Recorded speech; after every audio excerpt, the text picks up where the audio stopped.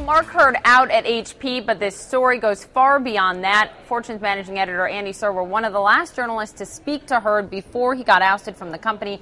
Andy joins us now to talk about it. You talked to Mark Hurd in late July while he was still at the helm of HP. Tell us a bit of what you can about that and everything that has ensued since then. Well, the meeting was off the record, so I can't really talk about the content so much, Poppy, but I can describe the meeting, and I have to tell you that if Mark Hurd was under the gun at that point, he gave no indication. He was very cool, calm, collected. Actually, he was, very engaged and very enthusiastic about Hewlett-Packard. As usual, he was at the top of his game when it came to talking about numbers and HP's competitive set, IBM, Cisco, and he talked about HP's new Web OS, which is the Palm Pre that they had bought recently, and how they were going to expand that so that it would work for tablets.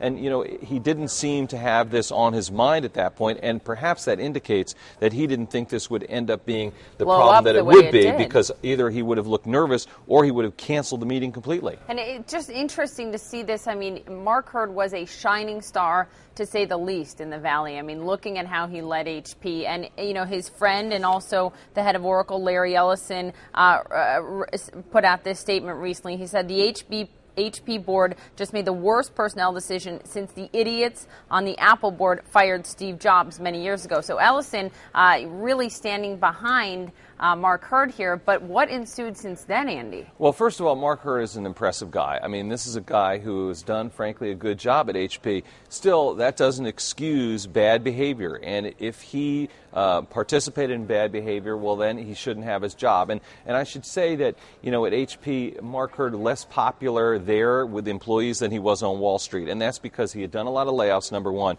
but also instituted a very strict no-tolerance policy when it came to behavior like this. So if people suggest, well, HP should have bitten the bullet and kept him, other people at HP had lost their jobs for similar things. You can't have a double standard with a CEO like that. Well, and so there's still a war of words, it seems, in the background, right, between Mark Hurd and the board. That's what we're hearing. Well, absolutely. And the stories don't match up. I mean, if you try to construct a story where everything that everyone says is true, they didn't have a sexual relationship. She was harassed, but the HP board said not, so that it violated HP's rules of conduct. Hurd paid her, but he did nothing wrong. I mean, it all just doesn't add up. There are a lot of questions out there, and people are clamoring for the answer.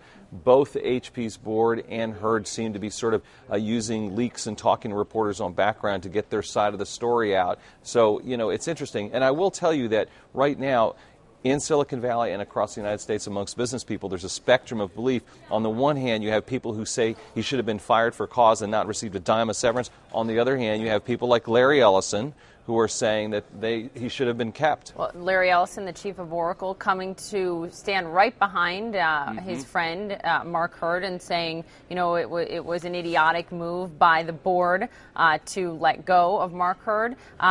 Interesting, one of Fortune's writers, Philip Elmer DeWitt, wrote about this and got an email from Larry Ellison. Can you tell us about that? Well, I don't want to make too big a deal out of this, but what happened is Phil DeWitt wrote a piece where he said, explaining perhaps why Larry Ellison was defending Mark Hurd.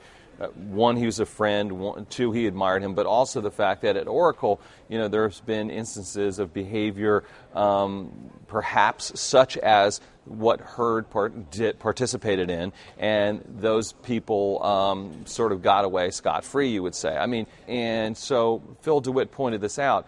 Larry Ellison sent a scathing email back. The subject line was, "You jerk," and he called Phil DeWitt a scumbag, quote unquote.